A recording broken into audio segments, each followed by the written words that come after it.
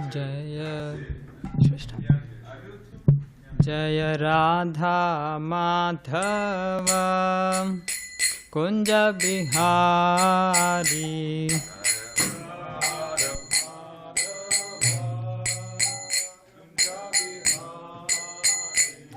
Jai Radha Madhav Kunj Bihari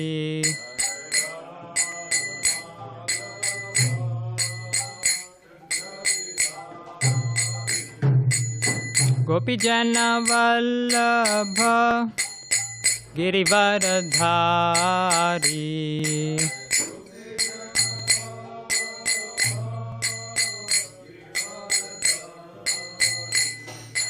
Gopi Jan Vallabh Girivardhari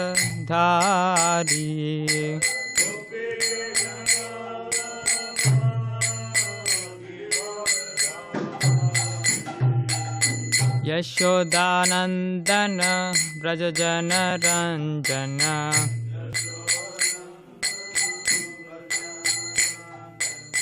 Yashodanandan Braj Jan Ranjan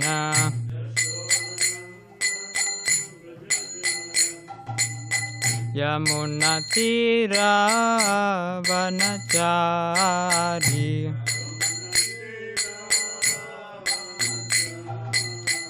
Yamuna Tirah वनचारी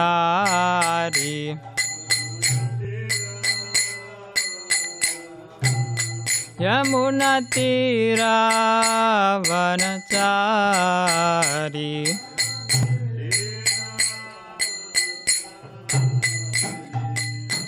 Hare Krishna Krishna Krishna Hare Hare Hare Ram Ram Ram Hare Hare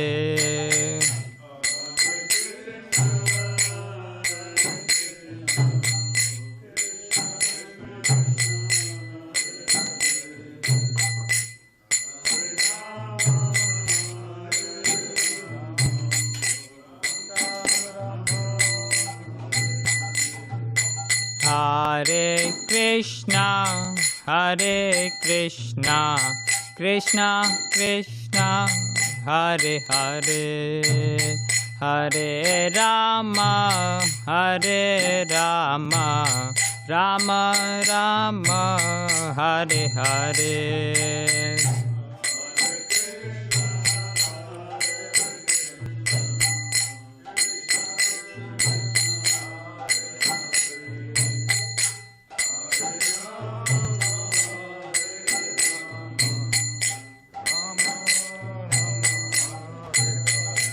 Hare Krishna Krishna Krishna Hare Hare Hare Rama Rama Rama Hare Hare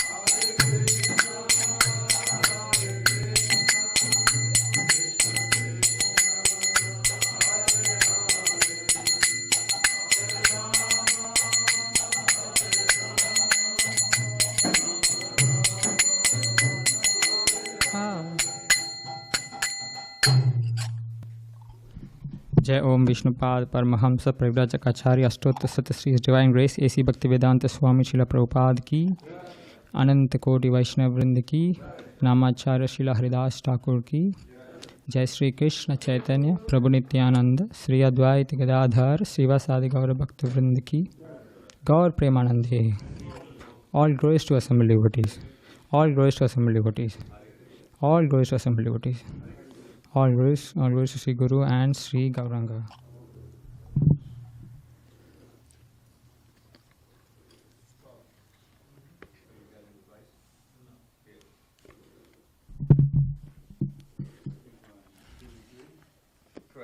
Yes.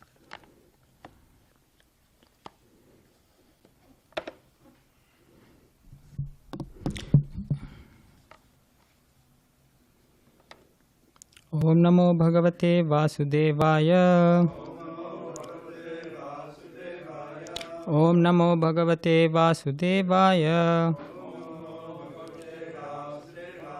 Om Namo Bhagavate Vasudevaya. So today we are reading from Canto 8, Chapter 17, Texts 2 and 3.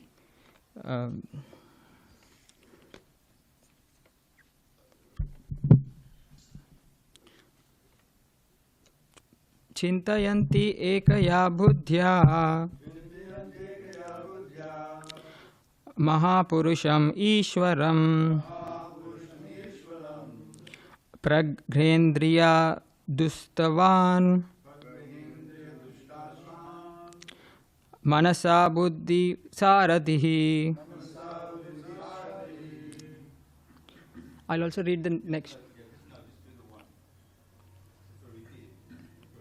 First one 3 times. Chintayanti ekaya buddhya Mahapurusham Ishwaram Praghendriya Dustaswan Manasa Buddhi Saradihi. Chintayanti ekaya buddhya Mahapurusham Ishwaram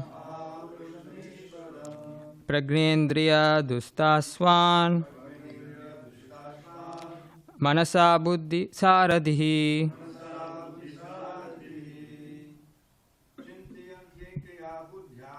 Chintayanti ekaya buddhya Mahapurushamishwaram Praghendriya Dustaswan Manasa Buddhi Saratihi. Chintayanti ekaya buddhya Mahapurushamishwaram Praghendriya Dustaswan Manasa Buddhi Saratihi. Chintayanti ekaya buddhya Mahapurushamishwaram Praghendriya Dustaswan Manasa Buddhi Saratihi. Anyone else? Chintayanti ekaya buddhya Mahapurushamishwaram Praghendriya Dustaswan Manasa Buddhi Saratihi.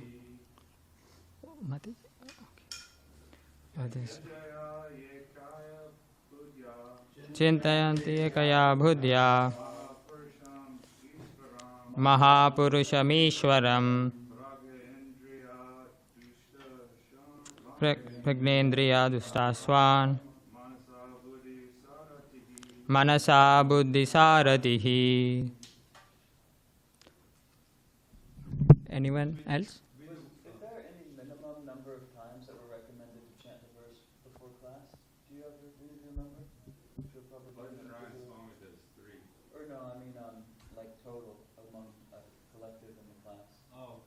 Is it over here under the number? No. I thought someone said that there was some instruction that total altogether before going forward to chant it 10 times.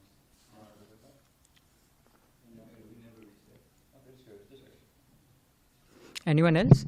Anyone online? Chintayanti ekaya buddhya Chintayanti ekaya buddhya Mahapurushameshwaram Mahapurushamishwaram Praghendriya Dustasvan Praghendriya Dustaswan Manasa Buddhi Saratihi. Manasa Buddhi Saradihi. What? Yeah. Okay. Chintayanti. Constantly thinking. Ekaya. with one attention, buddhya, and intelligence, Mahapurusham, upon the Supreme Personality of Godhead, Ishwaram, the Supreme Controller, Lord Vishnu, Pragya, completely controlling, Indriya, the senses, Dushta, formidable, powerful, Aswan, horses. Okay, so, Manasa, by the mind, Buddhi Saradhihi, with the help of intelligence, the chariot driver. Translation and purport by Srila Prabhupada. Translation. With full undiverted attention, Aditi thought of the Supreme Personality of Godhead, and in this way brought under full control her mind and senses, which resembled forceful horses. She concentrated her mind upon the Supreme Lord Vāsudeva. Thus, she performed the ritualistic ceremony known as Payovrata. Purport. This is the process of Bhakti Yoga. Anyabhilashita sunyam jnana harmadi anavrutam anukulena krishnanu silanam bhaktir uttama. One should render transcendental loving service to the Supreme Lord Krishna favorably and without desire for material profit or gain through fruitive activities or philosophical speculation. That is called pure devotional service. One simply has to concentrate upon the lotus feet of Vāsudeva, Krishna.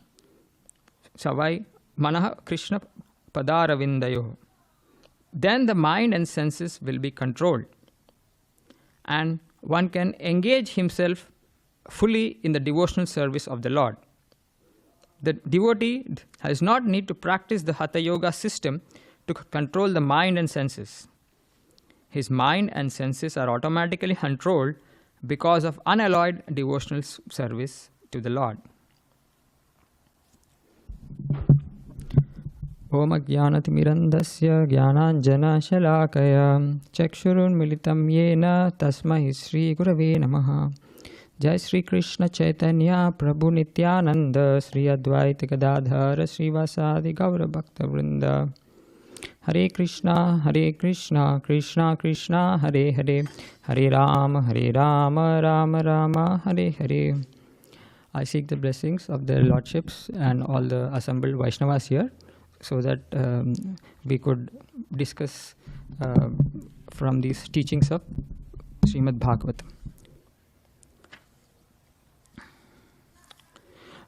So yesterday's class, right, Balram Prabhu was emphasizing upon the importance of the Guru, how the Guru is very merciful, right? And so in this particular verses 2 and 3, we see that Aditi has, with full attention and by controlling her or focusing her senses and mind on the devotional service which her Guru has explained to her, right? She has perfectly followed all the processes and has been successful in completing this this ritualistic ceremony known as a Payovrata. So from this we can understand that the Guru and Krishna are very, very merciful. They want us to be happy. They want their disciples or people in general to reawaken their love towards Krishna and be happy. So it is said in Chaitanya Charitamrita. There's a nice verse. It says, Brahmananda Brahmite Kona Bhagyavan Jiva Guru Krishna Prasade Paya Bhakti Lata Bija.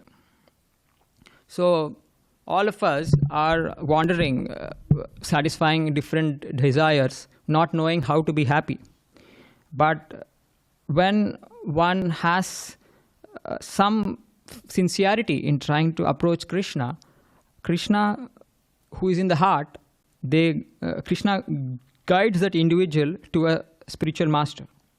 And with the help of both the spiritual master and Krishna, then one can easily awaken this bhakti, the propensity to serve Krishna within the heart.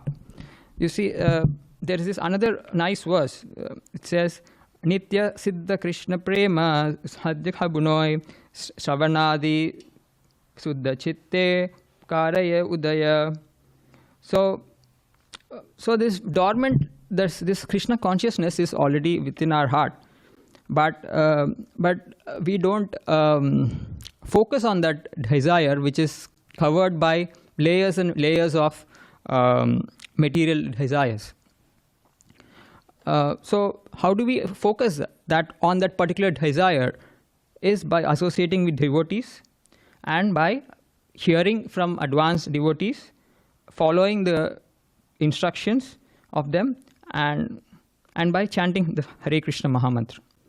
Right? So by focusing, so the devotee association and the instructions which are provided by the spiritual master help us to focus on that little small desire which is not active in our hearts.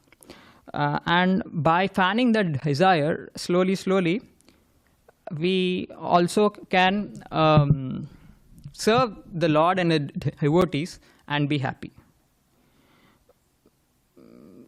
So we can see that how Lord Krishna and the spiritual master, both of them are very, very merciful. They are always trying to provide us with different opportunities so that we could exercise a proper choice of watering that small desire that we have in our hearts. Right? And Krishna is very, very merciful.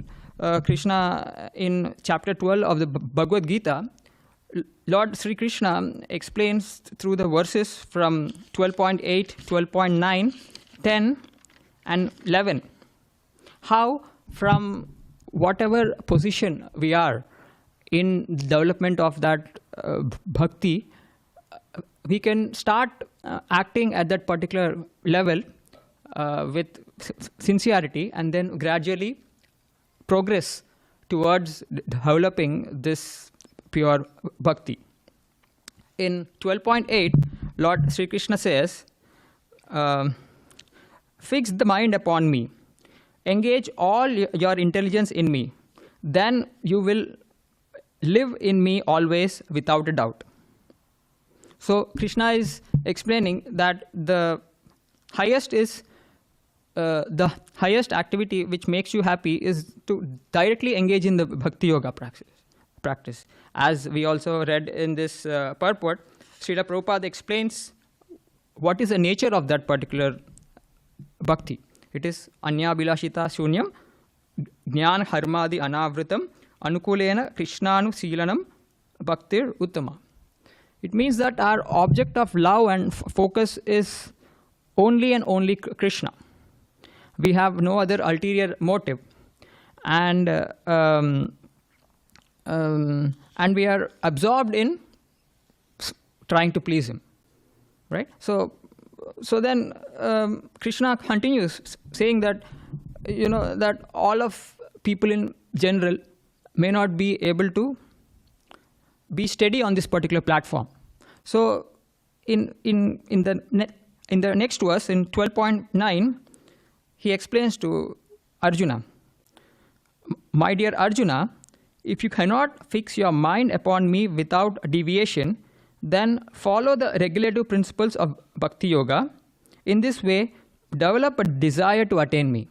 So Krishna is explaining, okay, if you are not able to sustain yourself, or if you are not if you have not progressed enough to nurture that dormant bhakti to a stage where you can uninterruptedly serve the Lord, right? So he says that follow the regulative principles of bhakti yoga, and gradually by practicing all of these principles of bhakti yoga with rules and regulations, right, then because Krishna is a reservoir of pleasure and he's always seeking to give us that pleasure, slowly and gradually, by faithfully following this process of Krishna consciousness under the direction of Tattva-darshina, or a bona fide spiritual master, we can gradually develop the desire to serve Krishna purely, right? So that is what Srila Prabhupada has established in our Krishna consciousness movement, right? We all get up early in the morning, we pray to the Lord, we so that we perform all of our sadhana nicely. We chant, we offer flowers to the deity, we offer food to the deity, we take prasadam, and we constantly share Srimad Bhagavad Gita and Bhagavatam, right? So by sincerely and with proper attitude, if we practice this bhakti yoga process, right, then slowly we will develop this strong desire to serve only and only Krishna, right? And Lord Krishna continues explaining to Arjuna in 12.10, saying that if you cannot practice the regulation of bhakti yoga, then just try to work for me, because by working for me, you will come to the perfect stage. So here, if one is not able to also steadily practice the sadhana bhakti process, right, even then, right, we can still try to achieve that platform by working for Krishna. How? By participating in his mission indirectly, or by engaging our resources and abilities, right? Each of us are different individuals, and by the mercy of Krishna, we have different abilities, right? Some individuals may be having skill of earning wealth. Some of them have some other resources like land or any other abilities, like we need people. Some people are maybe good at interacting with the public officials. They know how to do the diplomacy, right? So all of these activities can also be engaged in the process of this mission of Krishna consciousness, right? So by engaging our abilities and resources, and under the guidance of an individual or a spiritual master whom we are not directly serving him, we don't have strong faith in his instructions, in his personal instructions, but we know that, by trying to somehow associate with him and do whatever I can do towards that individual, slowly what happens is we please that particular spiritual master and Krishna, right? So in the process of this entire activity, slowly we will have the conviction at least to practice the sadhana, bhakti sadhana process, right? So Krishna is very merciful. Then he says that even if you are not able to do this, even if you are not able to offer your abilities and resources in engaging in my mission, Lord Krishna says that if however you are unable to work in consciousness of me, then try to act giving up all results of your work and try to be self-satisfied. So Lord Krishna explains that, okay, even if you are not able to engage your resources directly in the mission of the Lord, that is to help all of the living entities to serve him, right? You could at least do your activities in this world, and you try to come to the mode of goodness. How? By performing charity, right? So if you are, if you perform charity in the mode of goodness, then what happens is that that particular individual will have on that individual the influence of mode of passion and ignorance will reduce, and then gradually that person will be slowly and slowly attracted to serving Krishna. And further in this 12.12, Krishna explains that, okay, even if you are not able to do this, right, at least gain knowledge and practice some meditation, and then perform good karma. So Krishna is, you see, he is the most merciful. He is giving us, he is encouraging us from whatever platform we are situated. He is encouraging us that please somehow or the other try to develop love and attraction for the devotional service of the Lord.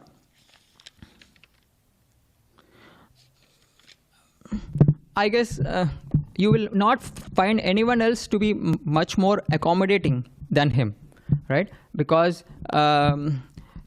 all he expects or all he wants us to do is to be happy, right? So he's encouraging us by all means to nurture this seed of bhakti, right? So next we will move on to how the spiritual masters and and the devotees of the Lord, right? How they are very, very merciful, right? In the Srimad Bhagavatam, we find many stories or incidents where we find great spiritual masters like Narada Muni, right? So we know the example of Dhruva Maharaj, where Dhruva Maharaj, he started off approaching or interacting with Narada Muni with a material desire, right? So he wanted a big kingdom so that no one can, put him down. You see, no one can dare to, not give him proper respect, right? But then, by the association of Narada Muni, right? This Dhruva Maharaj, he was submissive to Narada Muni, and he has followed the instructions which Narada Muni has provided to him. And what is the result? Within 6 months, he was able to see the Lord face to face. Right? So what more could anyone need in this life? Right? So Narada Muni is such an expert spiritual master. He exactly knows what is needed for this particular individual soul so that he can be happy, right? So then we know that Dhruva Maharaj was now considering his previous position or his previous desire, that his previous desire of having a big kingdom now became insignificant. He understood that it has not much value, right? After getting the opportunity to have the darshan of the Lord and glorify him, Dhruva Maharaj could clearly see that his earlier desire was not needed, and he only wanted to serve the Lord unconditionally.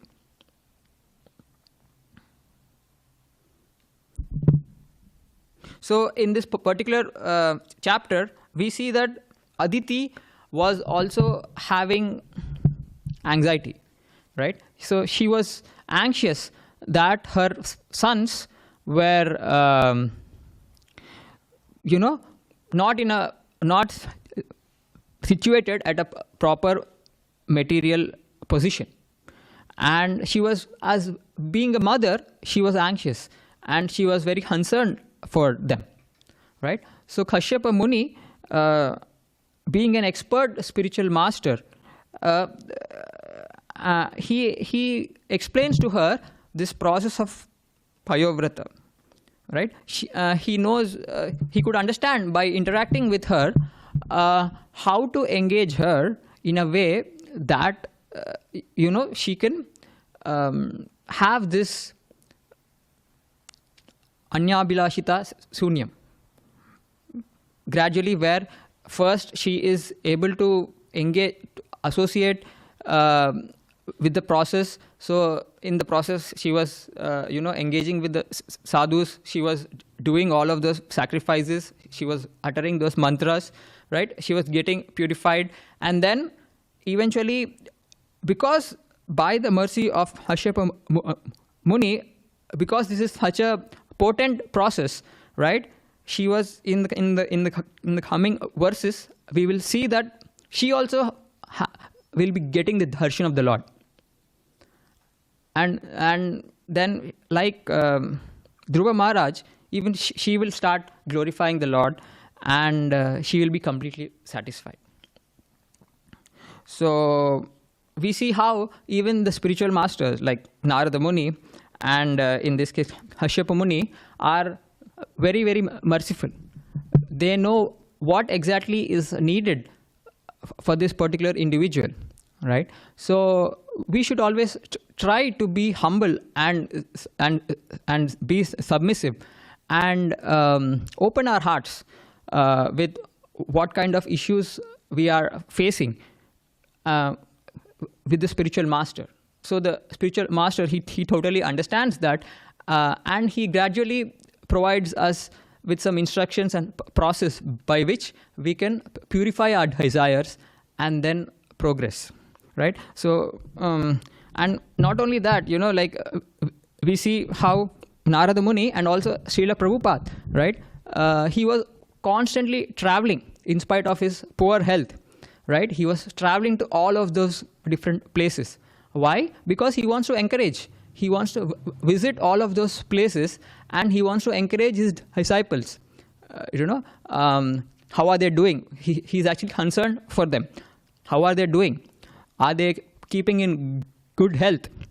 Is there anything which, Srila Prabhupada was constantly dwelling upon how to ensure that all of his disciples are happy and satisfied in all aspects, so that they can practice this process of Krishna consciousness very nicely and progress towards this anyabhilashita sunyam. Okay, I think I'll stop here. Please let me know if you have any questions, comments, or corrections. Thank you.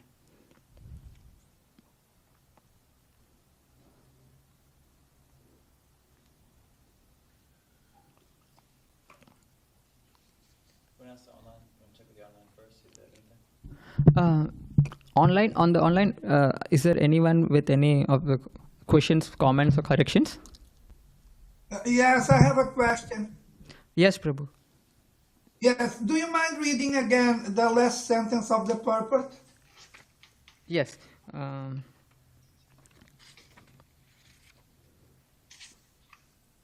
Yeah.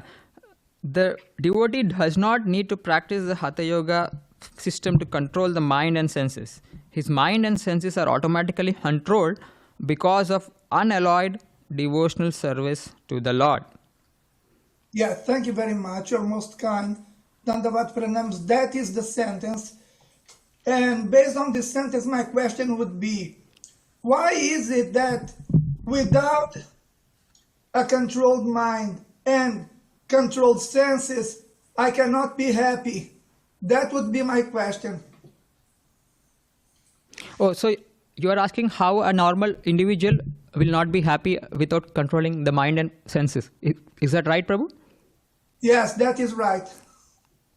Yes, so because we understand the philosophy, right? We understand how Lord Krishna explains in Bhagavad Gita that we are the soul, right? And based on our material desire to rebel against the Lord, right? We wanted to enjoy separately from Him. So that is why the Lord, also due to love, right? He provides us with those facilities. So the mind and the senses currently that we have are actually contaminated because of our impure desires.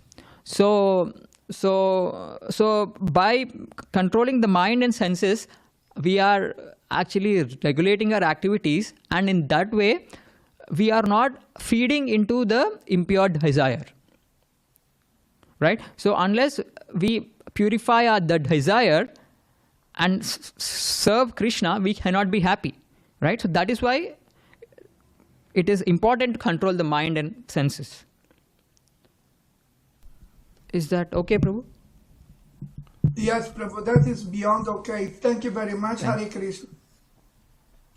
Hare Krishna. Thank you for the nice lecture. Doesn't that have more to do with the depth and the duration of happiness? I mean, one can have temporary happiness, but when they don't control the mind or the senses, right? It can be, transient. But the duration of it and the depth of it are what's significant as far as when you sublimate it to Krishna. Yes, definitely. That is another viewpoint. Yes, thank you.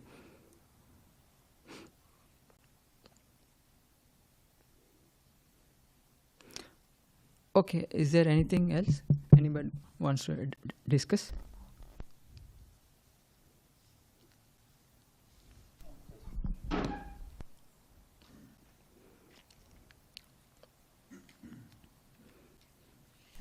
I mean, this point's been brought up before a number of times. Mm-hmm. I think Dridapu also likes to bring it up, but somehow I'm always rusty on it. So maybe someone, you or maybe you can remind me. So in this purport, we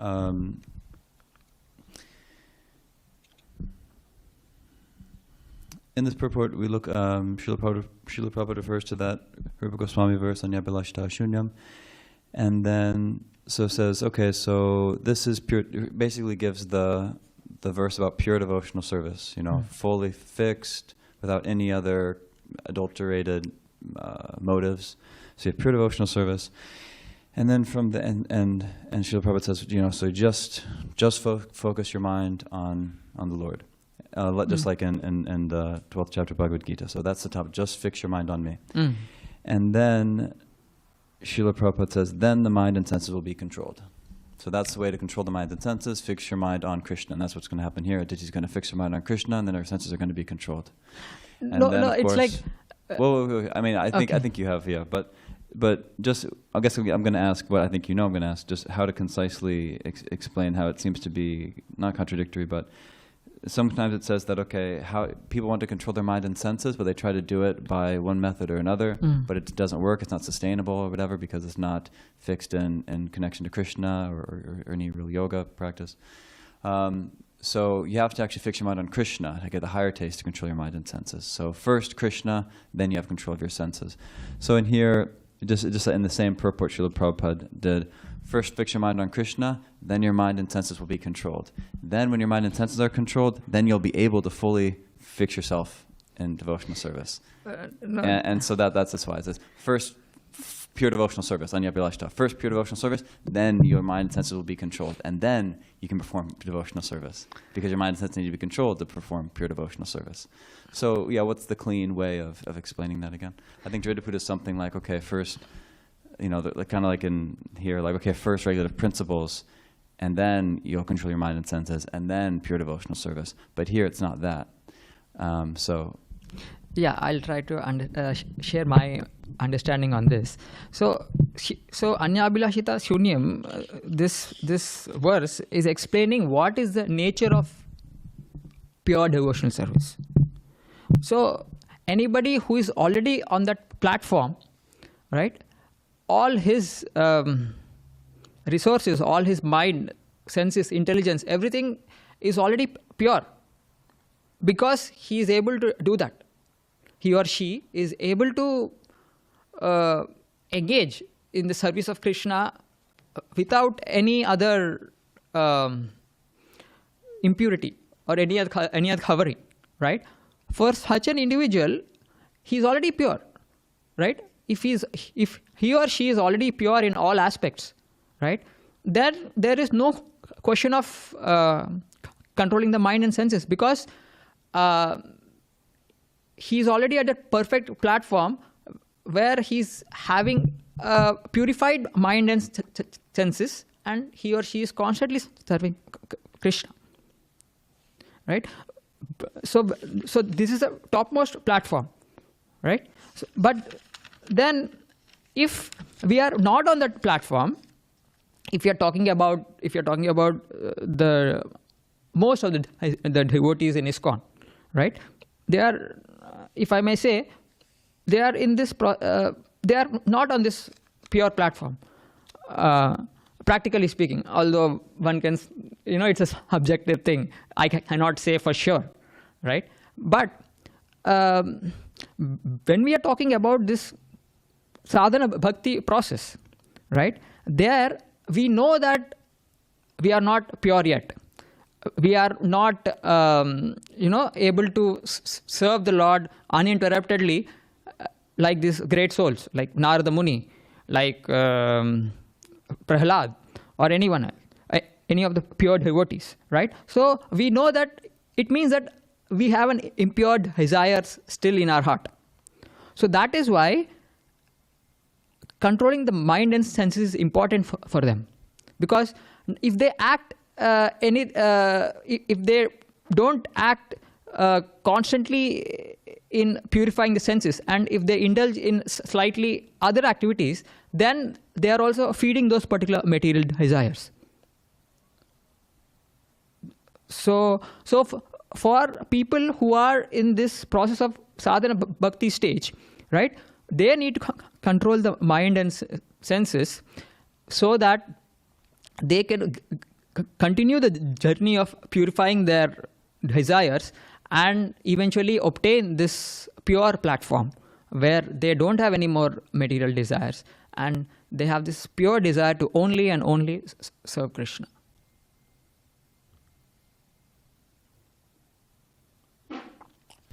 Yeah, it's just an interesting, like even here in the purport, Srila Prabhupada saying you don't have to practice a system to control your senses, just perform devotional service and automatically they're controlled. And so just we have both that. On one hand, you can't perform devotional service unless your senses are under control. And then these statements that you don't need to try to control your senses, just practice devotional service, automatically they're controlled. And so there's that funny thing, how somehow these two are always like feeding each other. There's some like symbiotic relationship, or not even that, but like you need to control your senses to serve, to perform devotional service, but you need to perform devotional service to control your senses. And it just, I don't know what the cleanest way is of kind of organizing that. And then sometimes, especially like in today's verses, it seems like there's something almost like a little funny there about. Anyway, I guess maybe you don't have to say more. Anyone else can add? Do you have a microphone already? Well, practically speaking, we can see that, when Prabhupada started the movement, he was just anxious to get people to come and chant, especially. And how did he conduct that? Those classes on 22nd Avenue. people came in, chant, you have a nice kirtan, then you have a class, then you have more chanting, and then you have prasadam. That was the basic format, which is more or less what we have now. But so even without, people's minds can be all over the place, and it's a fact. I mean, I've read, accounts of those early days. There would be quite a few people who would come, and they would chant, and they would not be able to sit through the lecture. They would get up and leave, Maybe return for the prasadam, that's which is pretty obvious. But the point is that somehow or other, Prabhupada felt that among all those who come, he understood not, a percentage would actually get serious and join. But the process was such that even without knowing the philosophy or anything, they were engaging in devotional service. As soon as you're chanting, you're hearing Prabhupada then chant, And so a certain amount of purification will take place. So, those who were serious and stayed, then they would feel, the benefit of getting over the point of being restless in mind and wanting to do something else, and they were actually disciplined and going through but their mind and senses weren't 100% controlled, and so some of them eventually would rebel and leave. Even some of the ones who Prabhupada trusted so much, the editor of the Back to Godhead and actually the first Bhagavad Gita, Ray Rama. It's interesting because Hayagriva was complaining about him, that he's making this mistake and this and that, But he has this one qualification that he doesn't have the education you have, but he's 100% devoted. But then, because of the way the Maya works, is that he also felt control, and he said Prabhupada he's taking away the necessities of life, which for him meant homosexual sex, so he left. But he did some, very important service, and that's stands him in good stead. So that's the nature of the process we have, is that if you just engage in it somehow, then you get onto a platform, you're feeling the benefits of it. And then if you strengthen your will, you strengthen your desire through hearing and studying. That's why Prabhupada is so insistent on reading the books, not just distributing, reading. And then you strengthen the intelligence, and eventually, hopefully, you can get to the point of really controlling the senses and mind fully. But it may take a couple of verses.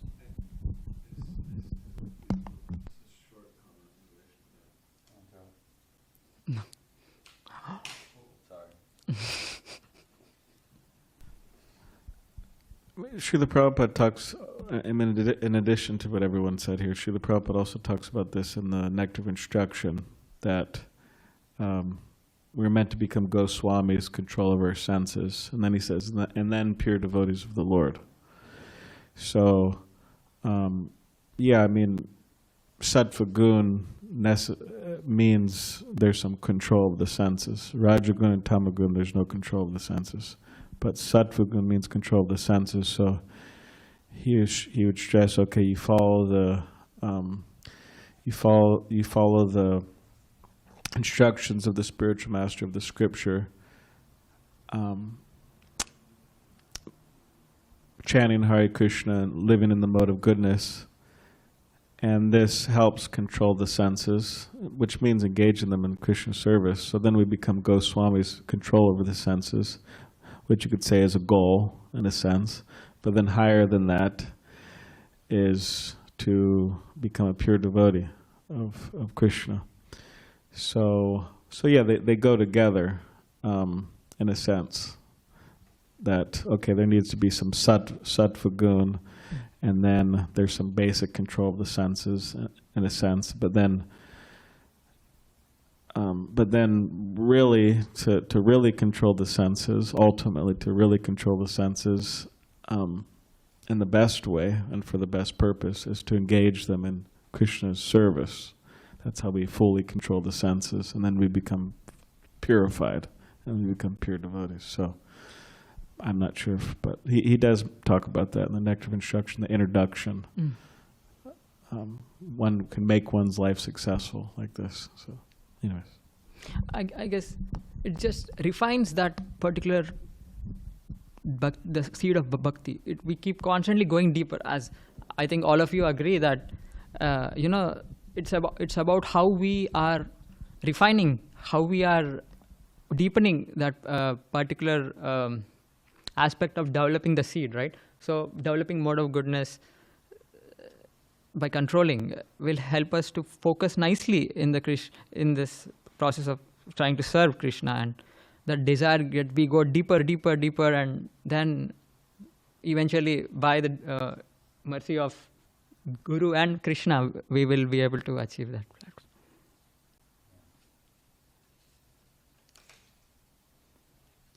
Okay.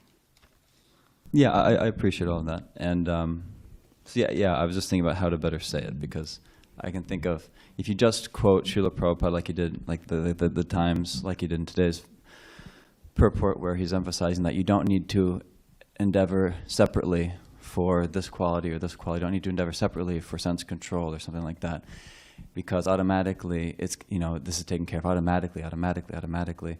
And so there's something awkward, like if I'm giving a class and like that's the point in the purport, and I say, you don't need to endeavor to control your senses this way. Just practice Krishna consciousness, and automatically all these are under control. So we're so fortunate. And then someone's looking at me thinking, I don't know, Mukunda, like I've seen you when you get angry, like I've seen you when you overeat, I've seen you when you get distracted during japa. It doesn't seem like it's automatically controlled.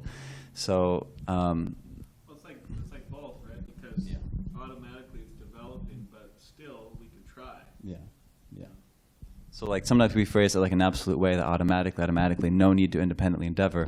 And as Balaram was pointing out, there are instructions like endeavor to overcome this, try for this, and practice this. So it seems like there's no way around that. We have to kind of interpret and qualify some of Prabhupada's absolute statements on this matter, that don't need to endeavor separately, automatically it comes. Hard to square that with other statements like Balaram was saying about endeavoring to control the senses and overcome. It's like Chaitanya Charitamrita, it says the weeds means that the devotee has to detect those weeds and pull them out. Prabhu, can you use the mic? They're supposed to... Watch this, tapas.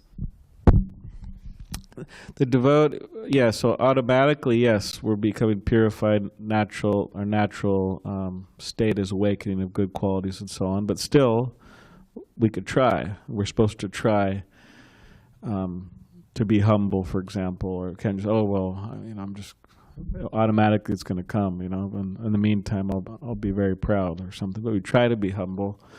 But yeah, in the Chaitanya Charitamrita says, there's weeds that sometimes grow along the bhakti creeper. And it says that the devotee is supposed to detect those weeds, because they're the ones watering. It doesn't say that Krishna's watering. It doesn't say the spiritual master is watering. You're watering. You're watering by hearing and chanting about Krishna. And then because you're watering, sometimes there's weeds coming up. And because you're the gardener, you have to pull those weeds.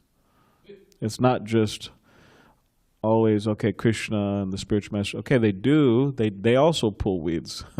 They pull weeds, Krishna pulls weeds, but you're also supposed to pull weeds, which means you're supposed to detect what is there that should not be there, and then remove it. So that also has, in relation to trying. So. Hare Krishna. What about not doing the process correctly, or giving the process everything that you can? Can that be part of it also?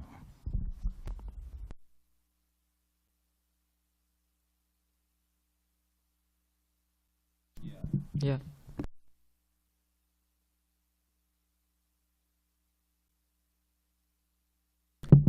Srila Prabhupada ki jai. Thank you.